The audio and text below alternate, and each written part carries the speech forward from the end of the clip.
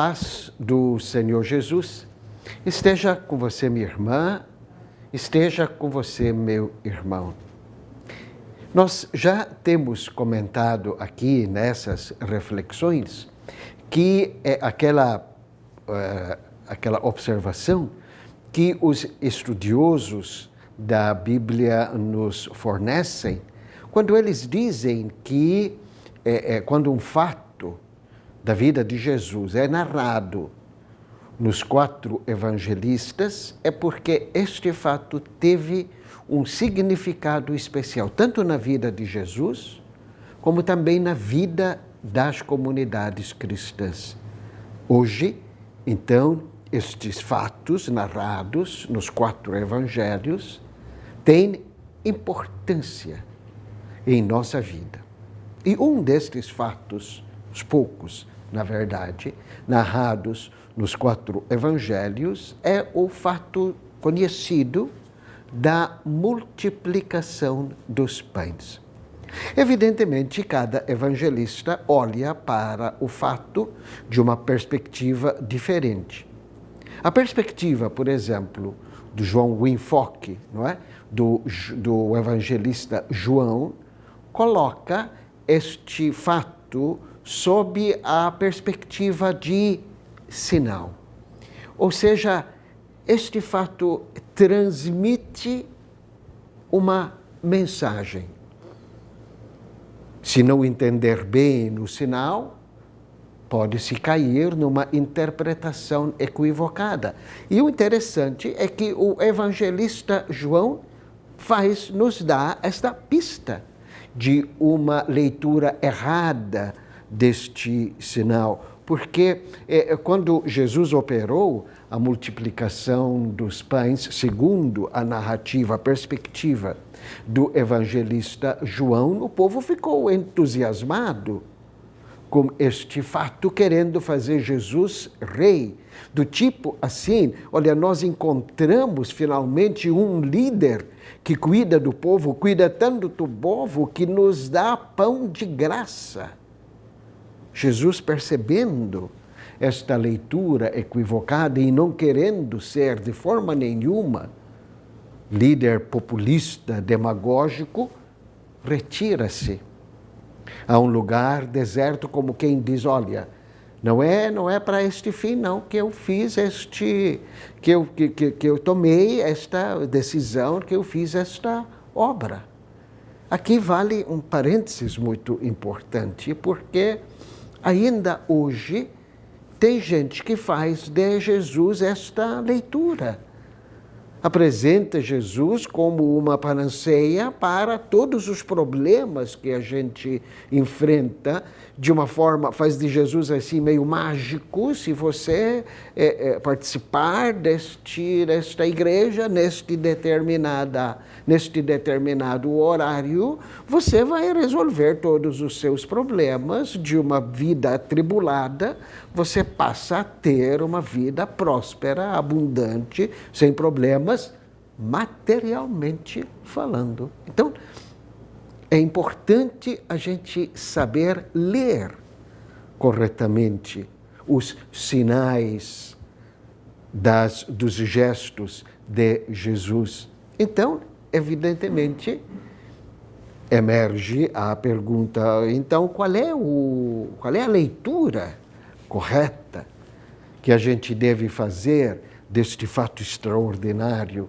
na vida de Jesus? E o ponto de partida, evidentemente, é aquilo que o próprio evangelista nos oferece quando ele descreve a plateia, digamos assim, de Jesus, numerosa, 5.000 homens, e ainda composta de doentes e de pessoas necessitadas.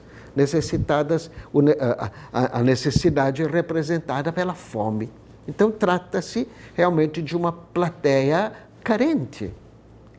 A segunda observação que a gente faz é o diálogo que acontece em todo o evento.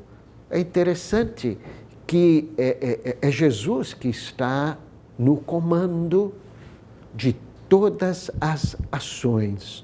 Ou seja, tudo o que está acontecendo, digamos assim, é programado, planejado por Jesus. Tanto que ele faz uma provocação. É ele que repara, toma consciência da fome das pessoas e faz uma provocação para um dos seus seguidores. Pergunta a Filipe: Filipe, onde vamos conseguir dinheiro para comprar pão para este povo? A gente imagina Filipe coçando a cabeça e dizendo francamente a Jesus: olha, mestre, nem 200 salários seriam suficientes para comprar nem que fosse um pedacinho de pão para tanta essa gente.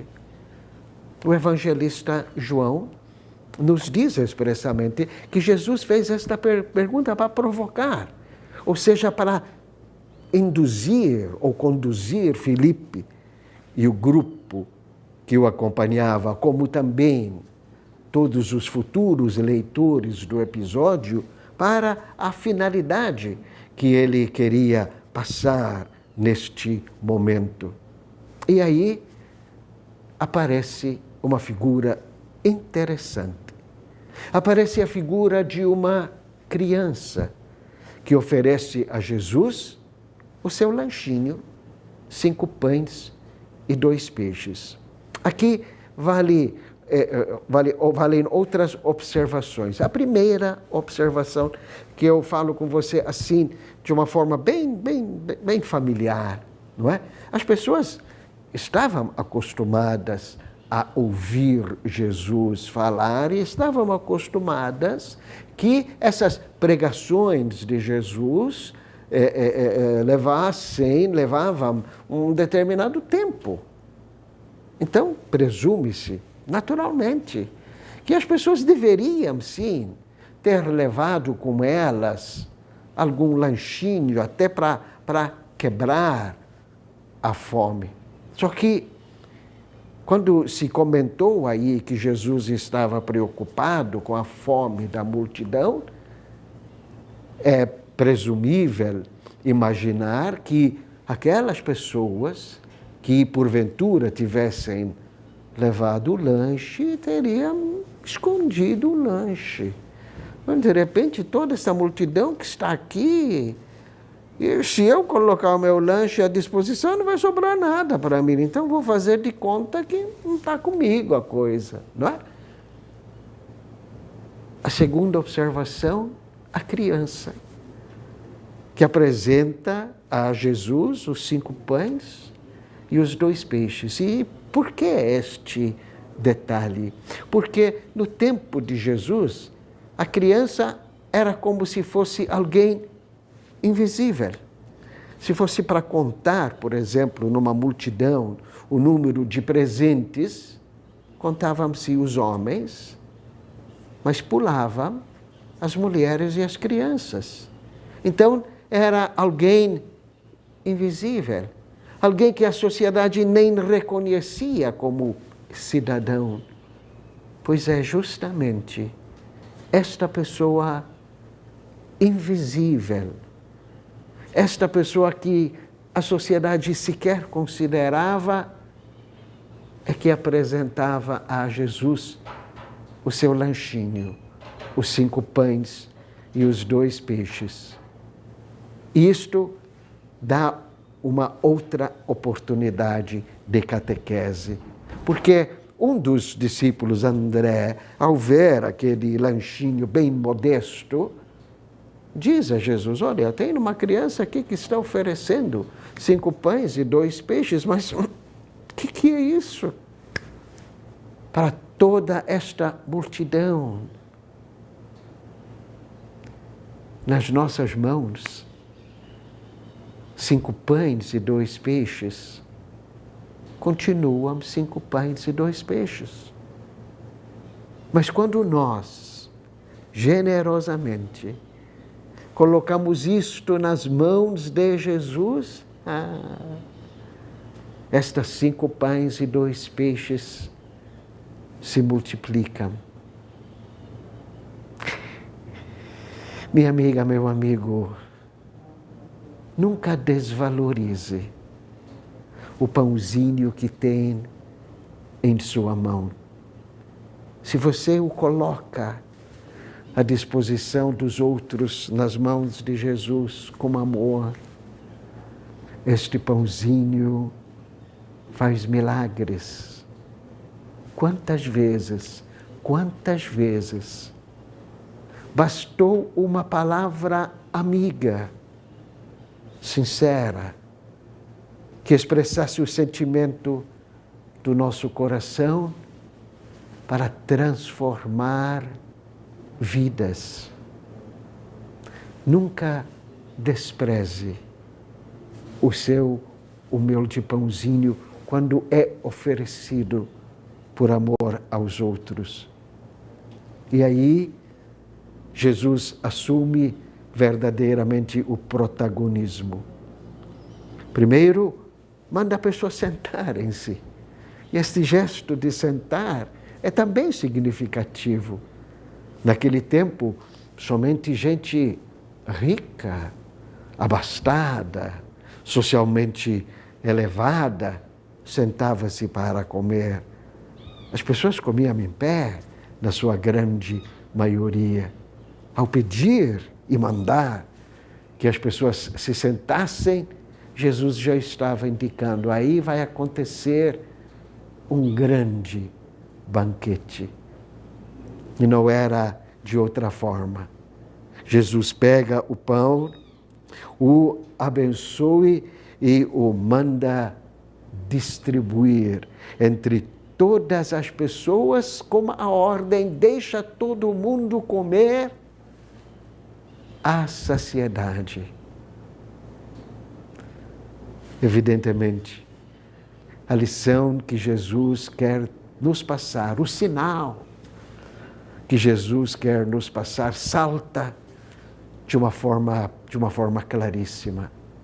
Todos nós queremos ser saciados, mas existe um caminho para que esta saciedade, esta fartura aconteça. E o caminho é o caminho da partilha. Entendendo partilha, não somente um gesto ocasional de vez em quando você dividir com o outro aquilo que você tem, mas entendendo a partilha como disposição do coração, como se fosse isso postura de conduta. Quando nós adotamos esta postura de conduta, de entender que aquilo que temos não é exclusivamente nosso, mas ele tem também uma penhora social, coletiva, comunitária. Então, na fartura, começa a acontecer. E aí, a grande verdade, atualíssima, ainda hoje, quando nós olhamos para Jesus, a gente imagina que Jesus está caminhando na contramão. Na realidade, Jesus está dizendo, é a sociedade que está caminhando na direção errada. É a sociedade que pensa que para ter fartura é preciso primeiro acumular. Tem muita gente que pensa assim, amigo, amiga. Primeiro eu preciso garantir a minha subsistência. E uma vez garantida a minha subsistência, aí sim, depois eu vou começar a repartir. Só que este depois nunca chega. Porque nós nunca estamos satisfeitos. Jesus está nos dizendo, caminhar nesta direção é caminhar na contramão. É preciso que a gente acorde, é preciso que a gente retome ou reencontre a direção certa da nossa caminhada. Nunca despreze o pãozinho que você tem em suas mãos. O Papa João Paulo II usava uma frase contundente, mas extremamente verdadeira. Ninguém é tão pobre que não possa ajudar, repartir com seu irmão. O milagre da transformação, da multiplicação dos pães, o sinal deste gesto é este. A humanidade quer ser saciada, a humanidade quer viver bem, mas o caminho para isto, o caminho para este fim, não é o acúmulo. O caminho para este fim é a partilha generosa, não ocasional, mas como fosse forma de conduta constante. Que Deus nos ajude a entender que só haverá prosperidade quando crescer em nós a consciência da partilha. A paz do Senhor Jesus esteja com você, minha irmã, esteja com você, meu irmão.